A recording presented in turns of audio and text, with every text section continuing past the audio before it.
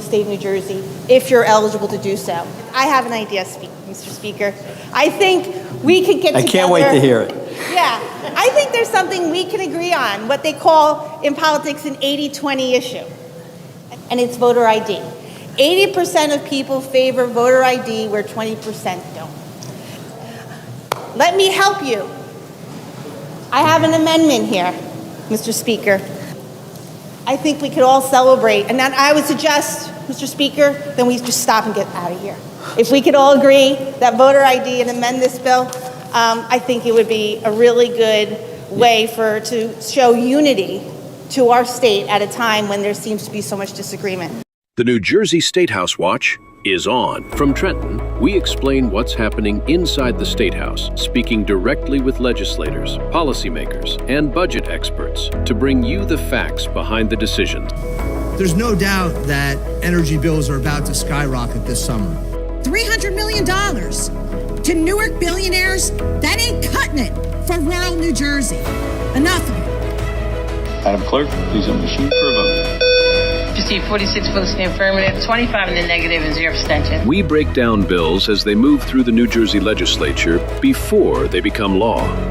With your hosts, Jack Brangan and Constance Ditzel. So stick around. Here's Jack and Connie.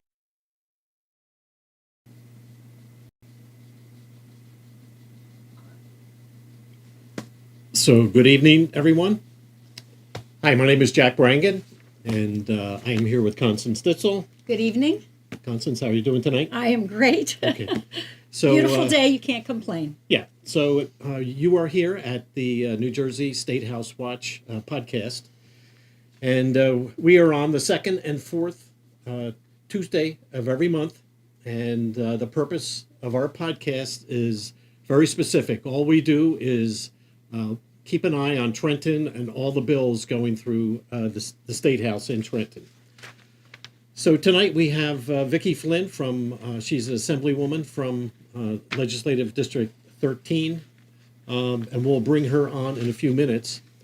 But what we'd like to do first is just review what we have been doing the last couple of weeks, last couple of podcasts, and what's been going on in Trenton. In case you missed it while you were busy working, New Jersey has become a sanctuary state. And it has been a sanctuary state of sorts until since 2018. But since Mikey Sherrill became governor, the Democrats have really nailed it down very tight as far as being a sanctuary state.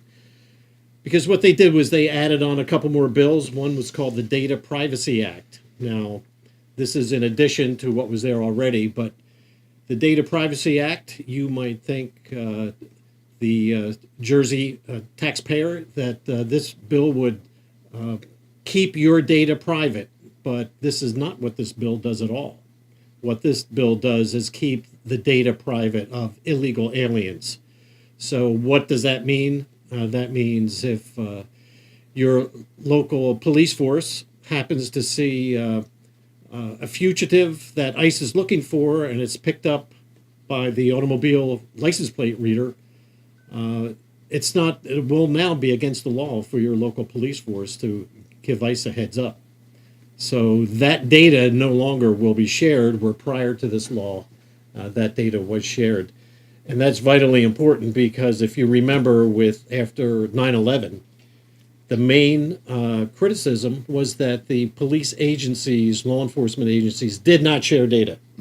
So since then, there has been a concerted effort to share that data until you get to New Jersey and the sanctuary state. So Democrats have pulled that back.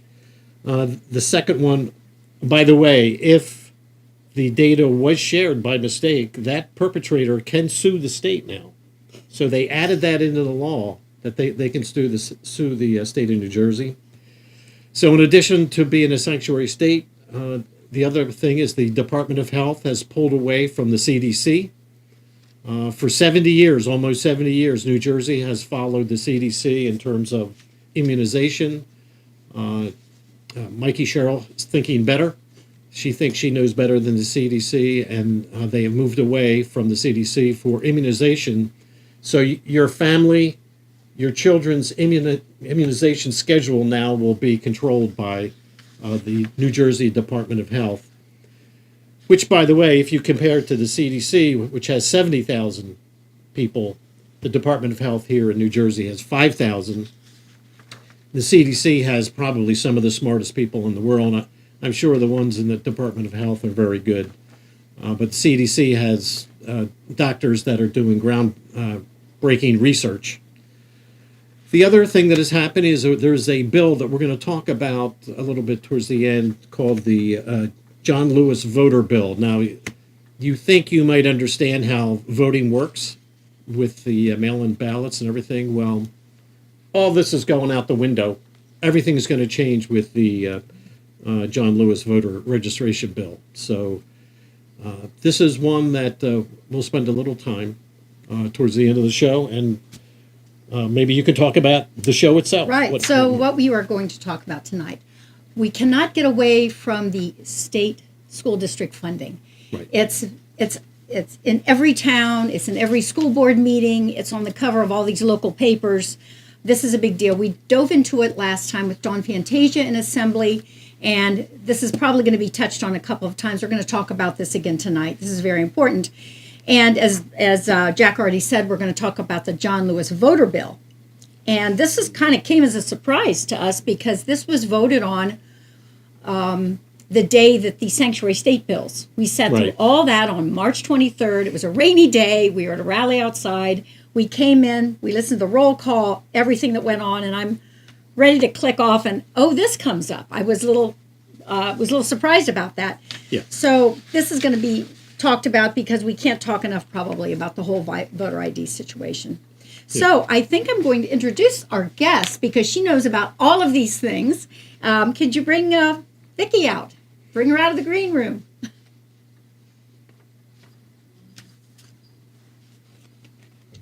Hi there, Connie. Hi, Jack. Hey, Vicky. How are you? So thanks for joining us. I just want to ask you to give us a very quick bio. What got you into Assembly? What's LD 13? What are your towns? And what's kind of the hottest thing on the floor this week? So thank you. Welcome to Middletown, New Jersey. This is where my legislative office is. I'm honored to represent 16 beautiful towns in Monmouth County. We commonly refer to as like the Bay Shore. It's like where Sandy Hook is kind of connected to. We go down to Monmouth Beach, West Long Branch, Oceanport, Monmouth Beach. Oceanport's exciting because that's where the new Netflix studios are being built.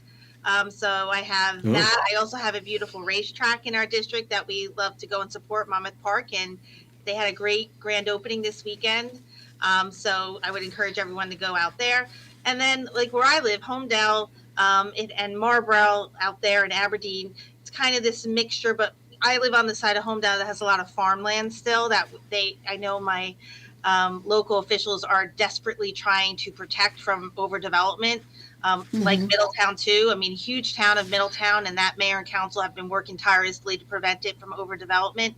And all the way to like Rumson, Little Silver, that area. It's a beautiful, beautiful district. Monmouth County is beautiful, and it's also very Republican. So I think that's why we're able to keep it as beautiful as it is. No doubt. Where we are, Camden County is very blue in our neck of the woods. But so the hot topic, go ahead. The hot topic. Yesterday I actually went down. I did not have a committee meeting in Trenton, but I did go down and visit because a few of my constituents were down there. There was a hearing. The Senate Labor Committee had a hearing on this new independent contractor rule. The Department of Labor has introduced, they introduced and now have adopted a new rule. It's a carryover from the Murphy administration, which does put in place a pretty strict rule as to whether or not you're operating as an independent contractor rule. And the goal of that rule by most critics is that it will wrongfully convert people who have been operating. And we have I think the number is 1.5 million people in New Jersey operate as an independent contractor. And the fear is that they are going to have these people be subject to audits lengthy audits and maybe be deemed employees of these companies for which they work in an independent contractor role. So that is a big topic. I went down there to support my constituents. I also went there to speak to the union folks who are in favor of this rule, because look, if there's bad things happening in that field that requires some attention, then the Department of Labor should do something about that. But instead, they're looking to, and they have put in place a rule that's overreaching. And I think it's going to capture way too many people that do depend and hurt companies by having all these people be wrongfully deemed employees. And so we're trying to fight back against that. And my running mates, Jerry Schaffenberger and Declan Scanlon, we have what we call concurrent resolutions in place that would invalidate that rule. It's commonly referred to as a legislative veto. It's not effectively that, but the legislature has this power to invalidate a rule adopted by the executive branch, which happened here in the Department of Labor, by saying it's contrary to the statutory intent, that we, the legislature, have not given that administrative agency the power to do what it did. And we have a bill in place that can effectively invalidate it. And both the Senate and the Assembly adopt it, then the rule is invalidated. Right. Wow. So if they're employees, then they will have the Social Security, Medicare, everything taken out of their paycheck. Yeah, or is that an underlying desire, a way to get more money into these programs that are suffering? Yep. Yeah, I mean, I think that's one of the goals. Yeah. But the problem is, I think the backlash will be, like, for instance, I have a client who works with Pfizer in a consulting capacity as an independent contractor. He's a professional, a doctor. And in this, I believe even in that situation, they would apply it to that person, and that person would then be deemed an employee of Pfizer. Now, Pfizer would have to pay all these taxes, and Pfizer might say, you know what, I'm not going to even deal with that. I'm not going to have that person in consulting capacity. I'm just going to take that work that I was having done here in an independent contractor capacity and give it to this other employee and overburden that employee. So again, when the other thing that were coming out in the budget here, we have one of the highest unemployment rates in the country right now. And I don't think we're pushing the economy along by putting in place a rule like this that is really anti-business. It's going to strangle. Yeah, many times these consultants come on board because they have a particular skill that is not found in the company anywhere.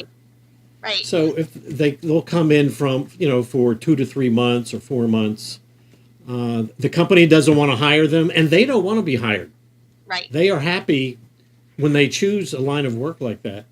They have a tremendous amount of freedom because they'll work 3 or 4 months. Usually they get paid more than regular employees. That's another minus. If he's forced to become, an employee, his salary is going to go down. Yeah. So there was almost 10,000 comments submitted in this administrative rulemaking process, and 99% of them were against it. The Department of Labor has pushed that aside as saying, well, they were all repetitive, so maybe it's not that much. It doesn't. Look, I haven't met one of the many different business makers, innovative people in this state that I represent that haven't told me that this is a job killer. This is not good for the economy. Look, if there's an issue we need to address in a specific sphere of industry, let's address that. And the legislature's happy to do it. Let's not one of the things is Uber, for instance. Uber, the ride sharing apps and all that. And the Department of Labor has been, engaged in enforcement against them from basically saying that all of these drivers that they have they're really employees. They're not independent contractors. And Uber and Lyft and all of them are pushing back on those enforcement actions. There's been some significant settlements reached between Uber and the Department of Labor on this. But if that's something you want to address, then let's address that legislatively. Let's not make sure like the working mom who wants to have a flexible schedule, or even me, like I'm a lawyer who has a husband who works at a company that has health insurance and everything else. I don't need to be an employee then of some other law firm at this point in time, because right now I'm a legislator, so I need flexibility with my schedule right now. No law firm. There's not many law firms that want to deal with the schedule of a legislator who is busy. So, being an independent contractor, we have contracts, but we act in that capacity, in a similar capacity, by doing different, work for different clients. That doesn't mean I'm an employee of all of my clients that I happen to provide legal services for. And that's the fear right now. And Well, we know what's going to happen. I mean, California did this, and there were tremendous layoffs. yep. So, Yeah. so there should not be any surprise about what's going And to I happen. think there was about 100 statutes passed to provide exemptions to various spheres of the industries.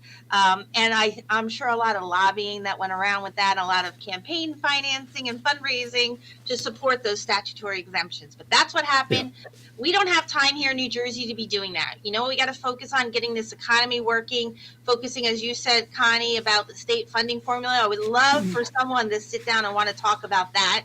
Talk about the state health benefits plan that both our local and state and county workers throughout the state get, and it's a tremendously in financial straits. That's what we should focus on. We should focus on the fact that there's these whole, our municipalities are stretched way too thin. We have a lot of things that we already need to focus on. Let's try to make sure, and I said this, I subbed it on the labor committee last week. I said, I think we should have every purpose section of any statute that we adopt right now should identify whether or not it's going to make New Jersey more affordable. They say there's a lot of this talk about, we're going to do A, B, and C to make New Jersey more affordable. Well, I haven't seen it yet. We're not making New Jersey more affordable. And every time we go down there in Trenton, we kind of make it less affordable. Not we, my Republican friends, but like my friends on the other side of the aisle. They go through a lot of effort to pass laws that just make New Jersey less affordable. And that's why we have to really just, I believe, become way more focused on our job down there to make New Jersey more affordable. Yeah. Since we've been doing this little podcast, we're in episode 5, you're number 5. And I went and I was going to detail it at the end if we have time. But we came up with $522 million that we've uncovered just that Mikey has assigned since January in the topics we've addressed. Yeah. And we'll point out what those are. But $522 million has been added since January. So anyway, let's talking about money. This is a good segue into the school budgets. Yeah, let's talk about the school funding formula, which is pretty old, isn't it? Didn't the formula go back? I don't know. Does it go back 20 years or something? I think it's pretty old. It was during Governor Christie's term. A deal was reached with the legislature at that point to kind of deal with the issue with funding formula. They needed to address it. And the issue was there was many schools who were like, there was a lot of haves and have-nots. And the have-nots were not getting any school funding for several years. And it seemed to not be not fair. So this formula was developed, which no one can recite with any type of knowledge. Me sitting on a school board for 8 years, so anyway, long time. I can't tell you what it has something to do with enrollment. It has something to do with your, your socioeconomic picture. It has something to do about a lot of things, but it makes no sense. It seems like every year you don't get it. So in the town that I lived in, Homedale they would have said under S2 would have been a winner because we were not getting state funding for so long. So we would start getting it towards the end of that funding formula going out, like phasing out. And the people who were getting like way too much for a long time would start phasing down and would give them this ability to do that. Well, in the middle of all that, we had COVID, and that was a killer for school districts all throughout the state. And so people were using their COVID funding to fund things like, when our school got COVID funding, we knew it was very limited to something that was like a one-time, one-off, right? You don't want to, you get $150,000 to fund something. Well, you're going to have to you get it once. Next year, you're going to have to go to the taxpayers to get that $150,000. Yeah, everybody knew ahead of time this was one time. Yeah, the people who were starting to lose money in that funding formula, apparently rightfully so, started using that COVID money to fund that. And then now we have school districts throughout the state, and so many in my district and elsewhere, who never really got the benefit of that S2 formula. Were never receiving the funding that they were supposed to do, or they were in this boat of using all of this money that they got for COVID, and now they're like, oh wait, we're not getting it anymore. Who am I going to go to? The property taxpayer. And I believe it was totally drawn up to hurt towns like towns I represent, towns that have Republican representation. They don't get their fair share. Like the year that Middletown, a huge school, again, one of my biggest towns, they have 2 high schools in this town. Now, the year that they were about to receive, more in-state funding, like they went from one year, they got a lot of funding, the next year we're going to get that plus a lot more. The Department of Education came in and said, oh, wait, we're going to cap the amount that you're supposed to get. So they got less. That's not fair. There was a lot of things and games that went on with that. One of the first things I argue, first things I stood up on the floor to argue about was there was a bill to give $45 million to a pilot program for electric school buses. I stood up on the floor with an amendment to say, guys and gals, we should not be talking about this. Why isn't this money going to something like high impact tutoring? Why isn't it, we're in the throes of the end of COVID. We know there's a learning loss. And people used to be like, shh, don't say learning loss. Yeah, I said there is learning loss. You could see it. Yeah. Why aren't we doing something like that? And instead, $45 million went to an electric school bus at the end of COVID rather than to these purposes. And that's because they're so unfocused. And everyone wants to kick the can down the road and not solve this problem. And we're about, 4 or 6 weeks out of adopting a budget with yet again not fixing this funding formula and having states and schools all throughout the district cutting programs, cutting budgets, raising property taxes to cover it. It's a disaster. Yeah, let me ask you about some of these school districts because, after all this, the reality on the ground, there are districts that are selling properties and raising taxes in Cherry Hill. We're $16 million short or something like that, so there's going to be a 7%. So in Toms River, they sold their administrative headquarters for $15 million, to try to make... This is because whatever's going on with this formula did not do it for Toms River.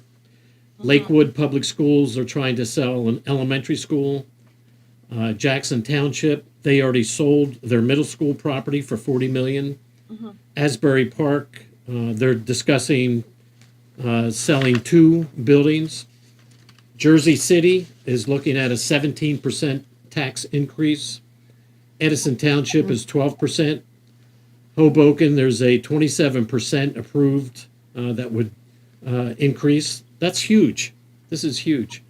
Montclair Schools, 23 to 25% effective school tax increase. Toms River, 22% over 2 years. What are these districts going to do? I mean, first of all, they're selling these properties, which gets them through this year, but it doesn't take care of subsequent years. And increases like this, even 22% is a lot of money for anyone. Even in Cherry Hill, a 7%, you've got a lot of people that either don't have kids in the schools, and everything is going up. Meanwhile, you've got this Stay New Jersey and all these little tricks going on where you get money back, but now you're going to be paying more in taxes. I mean, what's the way out of this mess? Well, I think we have to, again, sit down with that budget and take a good pen to it and really start redrafting it and taking things that are budgeted for other less necessary items and put it back in these school districts. We have it, like you just said, have like if there's a sale of $1 million to infuse cash, they sell property, they get $1 million out of it. Where are they getting it next year? They still have to fund it next year. That's $1 million in that budget. And I don't know. One of the things I did a TikTok a little while ago about maybe we should bring these school budget decisions back to the voters. We used to vote on this budget in April. Right. And they moved it to they said, as long as you move your election to November, that's fine, but you have to stay within a 2% cap. Well, that promise has been blown through broken. And our taxpayers just aren't really given the full scoop. They're told that the federal funding is pulled, when in fact it was temporary COVID funding that was never meant to go on and on. So of course this is done to paint a bad stroke. And then on top of that, free pre-K isn't free. Free pre-K is coming out of the pocket, and that's going to double down in a couple years when that funding runs out. And they apparently use some of the COVID funding for that. Yeah. So free pre-K. In fact, that's one of the things that was added in Jan, 118 million for the free pre-K. Maybe Mr. Producer can put up that Cherry Hill newspaper clip. If you have that available. So this is our local town of Cherry Hill. In fact, Jack is from Cherry Hill. I am. Jack is a proud resident of Cherry Hill. Right. And, I'm walking down the street visiting my daughter, and, these papers, these local papers they throw on I pick it up, and front page, April 1st, 7.3% tax increase, 14 million down because of lack of funding, 72 teacher cuts, 72 positions killed, and then another 8 million that has to come from somewhere else. So the 72 teacher cuts, I guess, was 6 million. Right. So big numbers. So what's maddening about this, if you remember in the lame duck last session, they allocated $200 million to upgrade the stadium in North Jersey. Mm-hmm. That was $200 million in tax credits. There was another $26 million that went to the World Cup for advertising and that sort of thing. This is, the priorities. I don't think they're serious about this. I don't think so either. I really don't. Look, as a school board, one of the things I ran on is that you could see the priorities of that school board by looking at their budget. And that's how we operated in Homedale.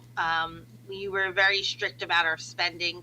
I would talking about pre-K, I did bring up the pre-K issue to the legislators pushing that through desperately. Number one, you are putting people out of business, young, usually women-owned businesses, minority-owned businesses who operate pre-K programs by doing this. That was number one. Number two, in a district like mine, our pre-K program, we ran it as an enterprise fund. So we would have people pay to go to pre-K in the Homedale School District. That's how we dealt with the fact that we got little to little state funding. And so we can keep running. And these are the ideas that you need to have. And obviously the people at the state level don't understand those are decisions being made at the local level. And that's a big problem. And voters need to be thinking about that. When you elect people, you should be electing people that have the experience to know what to do and how to ask these questions and how to articulate it. And if you've already worked at the local level, you see it. You see what all these mandates coming from DCA really mean and what they cost. So that when we're standing up on the floor in the legislature or we're at a committee meeting and a bill comes through that has another mandate, we could start pushing back against that because we know the impact. Sadly, there's too many people there that aren't, and they just spend like drunken sailors. The budget went up from Chris Christie, when his last term is a $34 billion budget, to today to $61 billion, 60.4 billion. 60 points. Yeah. I'm anticipating to come. The 61 billion that will end up being presented to us on a June 30th platter. That's unbelievable.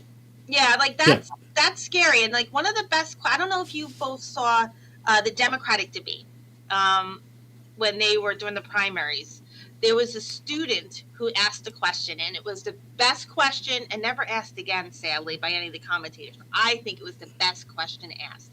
A student came out and asked all those candidates seeking to get the Democratic nominee, if you continue down the trajectory of what Governor Murphy has done in the budget seasons, by the time you're finishing your first term as governor and be running for a re-election, the budget will be about $90 billion. What are you going to do to prevent that from happening? Right. And no one had an answer. And that should give everyone a clue as to, you don't have an answer to that, then how? Because the next question is, and if you don't have a plan, how are the rest of us going to live here? And how much more money can you take from my $1 that I have in my pocket all the time? Because I feel like if I make $1, you're taking $1.25 away from me. It's just, there's just no end. And we have to stop this. Let's throw up one more clip because there's another parallel here. This is Welcome back, Matt, to Collingswood. Bush in the Live Center. The Collingswood Board of Education just voted to close an elementary school. This was about an hour ago here. This is all because of a $3.3 million budget gap. So tonight, we've been watching that school board meeting that was happening. Garfield Elementary School, that's the one that's going to close at the end of this year. So some teachers will be laid off, and the 113 students, they're going to have to move to the 4 remaining schools. So parents complained about what this is going to do to the students and the services provided to them. A lot of public comment from parents and staff members. Here's just a. Yep, it's happening too in my district. This is my town. This is my town. This is Collingswood. And so they're closing a school down. And unlike your area, which is largely Republican, my town is completely not. So on one hand, you've got them very upset and in tears over this. On the other hand, they're all for no ICE, all for sanctuary state, all for no kings. And then we have the sad story of that going on. And they're not looking at the parallels. That we have 925 million, I think, a year. And I think that's modest in the education of illegal immigrants. Yeah. That is reaching into the pocket of these school boards. And yet they're pushing for no kings, no ICE, protect. And what they need to be realizing is, would they speak the same tune if they realized that it's coming from one pocket into the other? It's not coming from Murphy's pocket or Cheryl's. It's coming from yours and mine. And they're not putting that. We're going to connect the dots again at the end of the segment. We'll move on, but that's the first dot. But it's a big step, and this podcast is a step in that direction. And all of us out there talking, connecting the dots needs to be done, because you're correct. And when Jerry and I meet with people in our district who are really, and rightfully, as upset as those parents in Collingsworth, they're upset here in Middletown. They were about to do a school closing. It turned out they got one vote less. It's not closing, but there's still a budget gap. Union Beach, the town is buying property at market value to do that. Homedale, my district, in 4 years, they have a budget gap. They're getting $1 million from the town. They're buying property. Like, it's insane. But and yet, we always say, who did you elect to do this? And they added $375 million to the already approved budget for the schools in January. $375 million more. That's going cha-ching. So while you have this this misery, I'm sorry. Go ahead.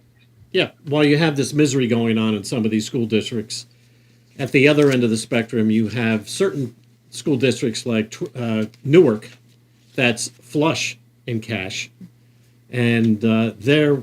We understand, anyhow, that there are trips to Las Vegas, trips to Honolulu, $2 million for food for staff over the year. Mm-hmm. Now, $2 million, that's money that could save, teaching positions in any number of these school districts here. Yeah, I mean, that's a reality. They were screaming about, the last 3 years, we were screaming about a teacher shortage. And a lot of time and money and effort was putting in to help support that. And now we're cutting teaching staff because we can't afford it anymore. Yeah. What's that about? Right. So when we were prepping for this, we talked to you. You said it really well. We were all part of this governor race, remember? Wasn't that long ago. And it was a very big deal that the Republicans made about the state being affordable. And like you said, the Democrats turned around and hijacked the term affordability, but it doesn't mean anything. It's just a word, and it's not being enacted. So they hijacked the word that everybody is concerned about, but we're not seeing that play out.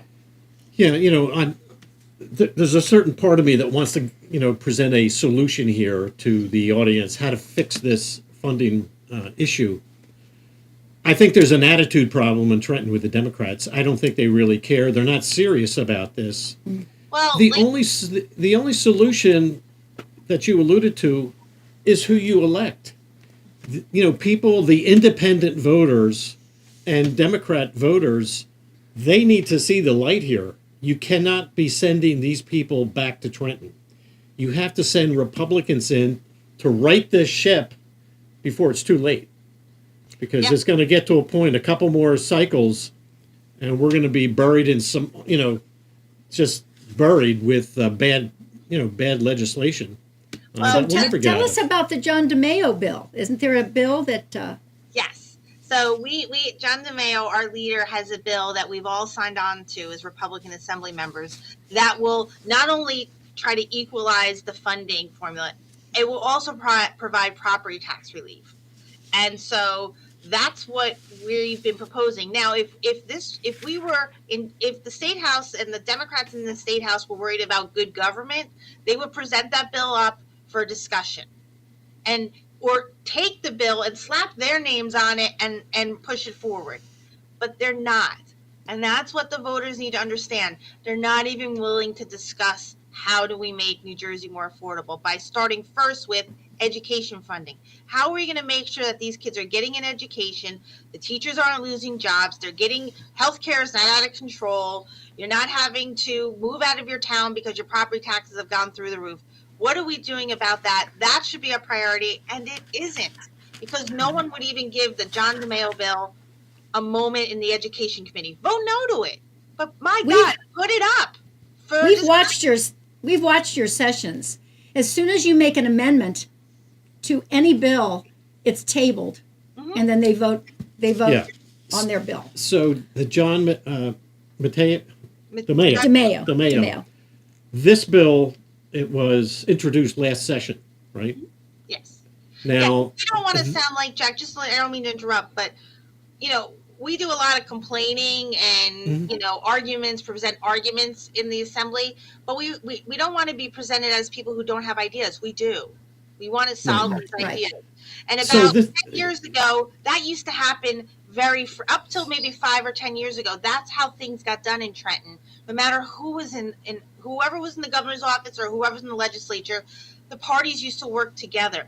Now, and look, in this state, they all say it's Trump and we're the extreme party, and we're not in control in the State House. So you can't say that about me.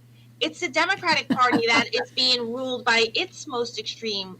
And quite honestly, I'm afraid for that party. I would rather have the party of the Democrats from 10 years ago than what we're seeing now, because what we're seeing now doesn't result in us being able to sit down and talk rationally about these type of ways in which we could work together and solve problems for New Jersey. We are being ruled by an extreme, and it's getting worse, an extreme angle from their side of the party. And I wish and I pray that the Democrats would stand up against that part of their wing of their party and start legislating, start operating like they used to, closer to the middle, because right now they're listening way too much to that extreme end of their party, and they got to stop.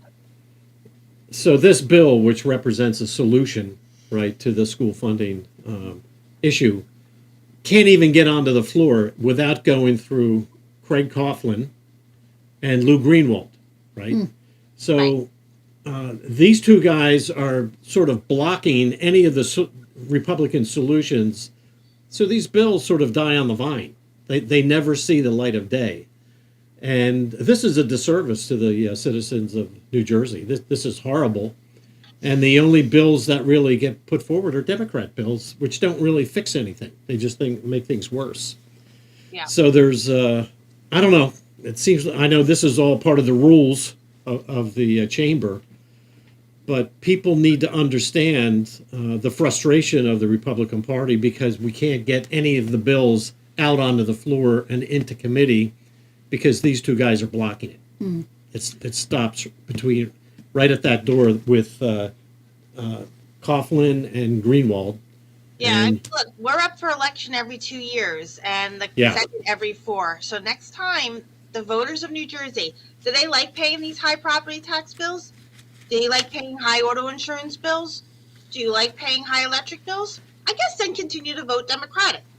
But if you want to start doing something that will make sure that your family has a future in New Jersey, that your parents can still live in New Jersey, that you personally can still live in New Jersey and maybe invest some money in your future, then try the Republican Party on for size. Because right now, I don't understand how that's why we're in this position we are right now in New Jersey, by being the least business friendly state, by having the most highest property taxes in the country, higher than California.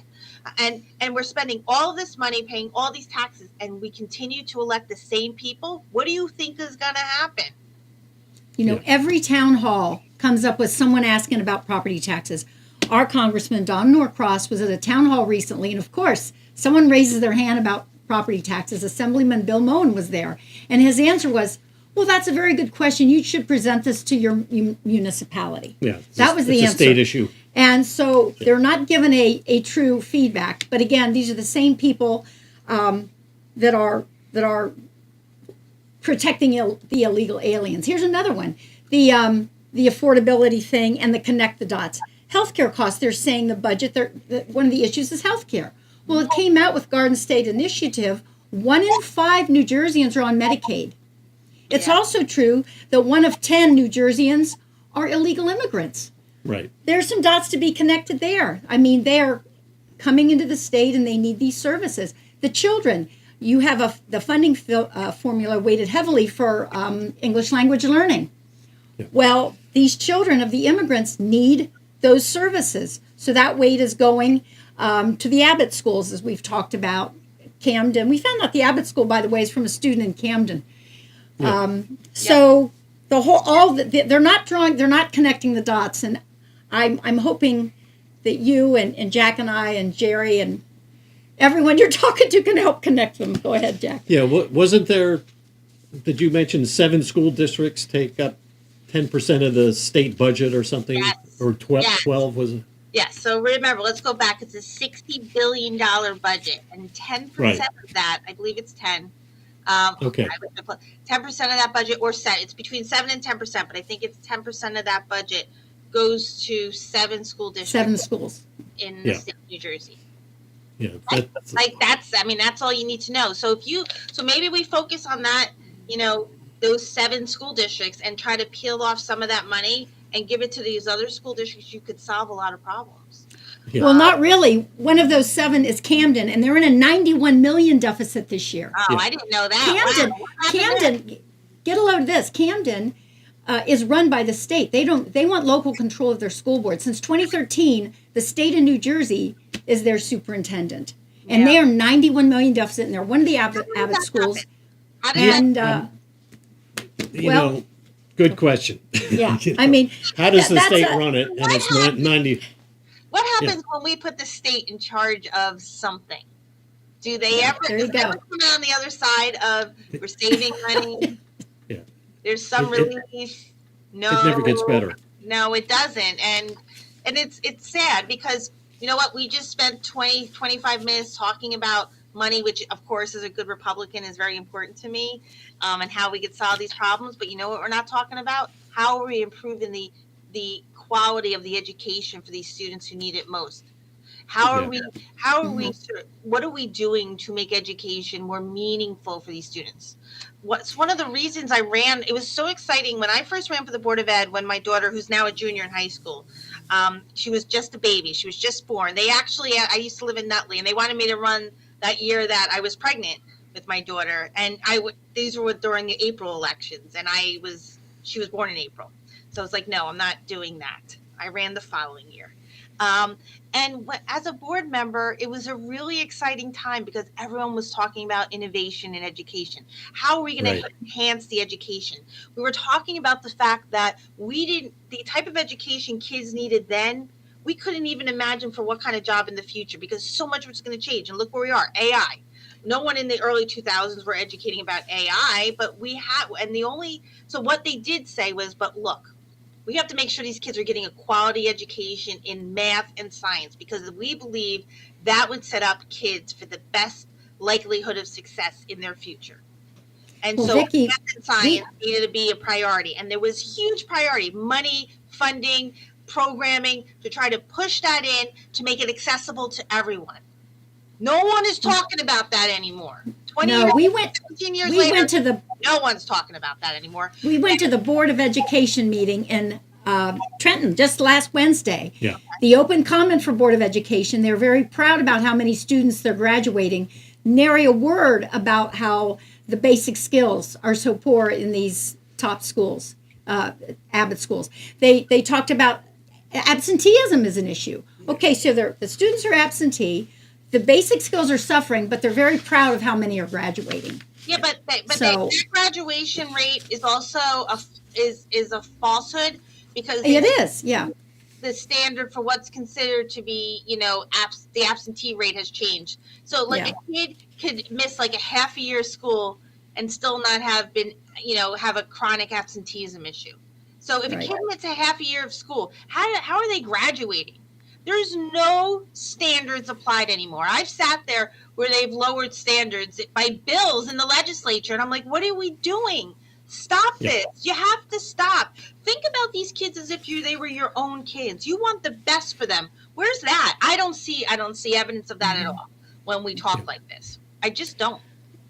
So I would tell these school districts at this point, if you want to fix this whole problem, you need to get Democrats out. The next time you get into that voting booth, you need to elect Republicans.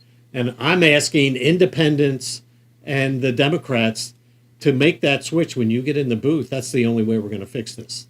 Yeah. Because the Democrats, they're just not going to do it. They broke it, and they're just going to keep breaking it. Hate to do this, but speaking of voting, we're going to flip and talk about voting. We have about, we're moving along here, so. Yeah, so the... one thing to you, this, Jack, and then it will help because it deals with elections. When I when I first got into the legislature 2 terms ago, it was at a point where we had, I think, 34 or 36 Republicans out of the 4. So we need 41 is a majority. So when we got that close, and we had the most women too in the legislature at that point in time, that's when it was like we were going back to reasonableness. We were going back to working together. They needed us on a lot of votes. Now that we're down in the low 20s, they don't need us, and they're acting like it. So that's why it is really important. That's what happened in 2 voting cycles. We went from having this almost a majority to now, Watergate numbers. So that's why it's important that voting needs to be safe, secure. People need to trust it. And so I'm sure that hopefully that transitions nicely to what you're about to talk about. But I don't know, maybe not. This is the John Lewis voter registration bill. Is that the name of it? Yeah, John D. Lewis. It's a bill that was drafted to again create division. Yeah. I believe there was a lot of talk about how there's voter intimidation, and we needed this bill, which is creating an entity within the Department of Treasury to look at voting patterns, to look at what's going on, and issue reports that would make sure that we didn't have voter intimidation going on in the state of New Jersey. So this is sort of a false. I mean, the last gubernatorial election had more voters than in the history of the all elections back to the 60s. Mm-hmm. Far more. In fact, there were so many more.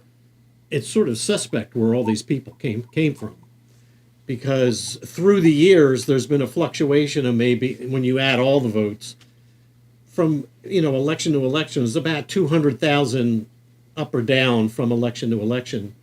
There were 700,000 more people that voted in this election that came out of nowhere, of which, by the way, Mikey Sherrill got 500,000 of those votes. Yeah. So the numbers are a little wacky here, but nobody's being intimidated, that's for sure. Correct. So yeah, that's what I questioned the people. Like, they had a lineup of all these women from all these different groups talking about voter intimidation and how, it was like zombies. They were all talking from the same script in a very strange way with a very monotone vote, and talking about how democracy is at stake, and it's the end of democracy. I was like, I wanted to snap them and say, wake up. Where is there evidence of voter intimidation in the state of New Jersey?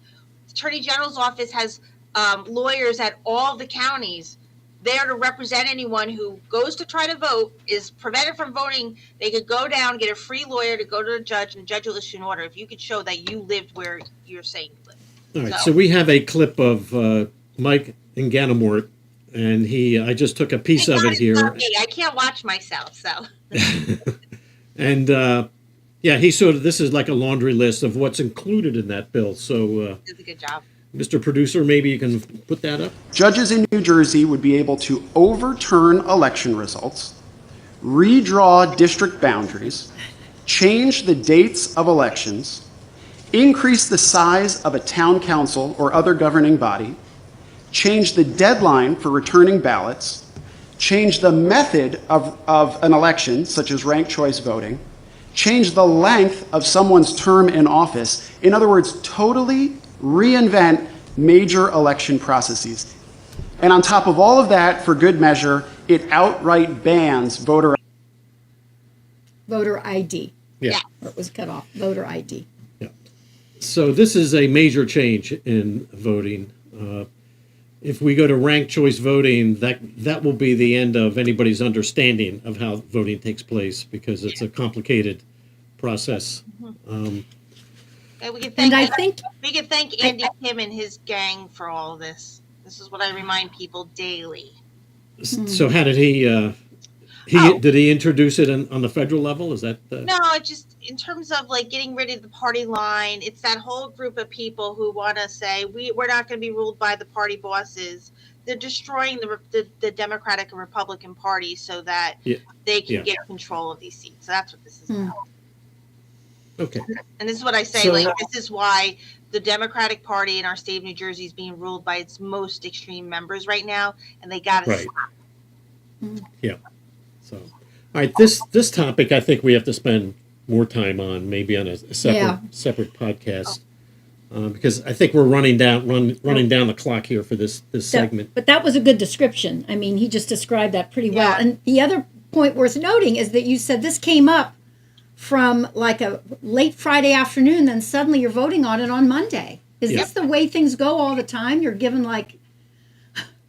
Yes. Yeah, the other tactic that the Democrats are putting into these bills, in the voter privacy bill for the sanctuary state, if the data is shared with the police force and ICE, that perpetrator can sue the state of New Jersey. I mean, they're not friends of law enforcement, so... No. Now, with this bill, if somebody feels as though their voting rights has been violated, this bill will allow them to sue the state of New Jersey as well. So it's opening up the state to liability, in either one of these cases. But that seems to be a tactic now that they're, putting into these bills, is that if somebody's a victim, they can sue. Yeah, look, I like, as Mike, articulated throughout his, in a wonderful way, the whole laundry list demonstrates every single which way in which that statute violates the Constitution. We do not have the power by legislation to give away the rights only given to the legislature to do. And that has to do with elections. So it can't be done by statute. It has to be done by Constitution. It will never happen. Yeah. But and like I said, I stood up against, I asked for a simple, vote on 80-20 issue, voter ID, and they voted against it. So the voters need to know, both Republican, Democratic, and independent voters, next time that they're up for election, I'll make sure that I'll do everything I can to articulate that the Democrats voted against voter ID, despite the fact you, the voters, want it. Yeah. And we're going to be taking a break soon. I just want to tell you, came up on my phone today, there's a new A4960 to vote by phone in New Jersey. Nice. That's a new thing. So that's adding to this. Yeah. Vote by phone. Okay, so we'll go ahead and take a break. Yeah, so... or no? So I think we're going to say goodbye to Vicky. Oh, okay. So we're out of time here. Well, so it's been great. Thank you for doing this. It's an important public service that you're providing, and I can't thank you enough. And I appreciate you allowing me to share some time with you today. Oh, we appreciate you taking the time. We know how busy you are fighting for us. Yeah. Thank you. Okay. Thank you, Vicky. Okay. Bye-bye. America's Pulse Network. The mainstream media is bought and paid for. The truth is twisted to fit their agenda. But America is waking up. Because podcasts are the future for trusted media. Welcome to the America's Pulse Network. It is a network built by patriots that upholds the Constitution. But America's Pulse Network stands for God, truth, and the America First movement.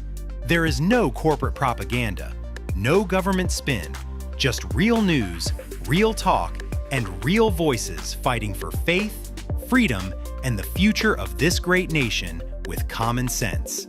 Here are some of America's Pulse Network podcasts. Alexandra Levine Live, hosted by Alexandra Levine. Jersey Shore Podcast, hosted by Damon Galdo. The Conservative Corner, hosted by Seth Eisenberg. The New Jersey Statehouse Watch, hosted by Jack Brangan and Constance Ditzel. APN's The Pulse is moderated by either Alexandra, Damon, Elena, or Seth. Also tune into America's Pulse Network on the following social media platforms: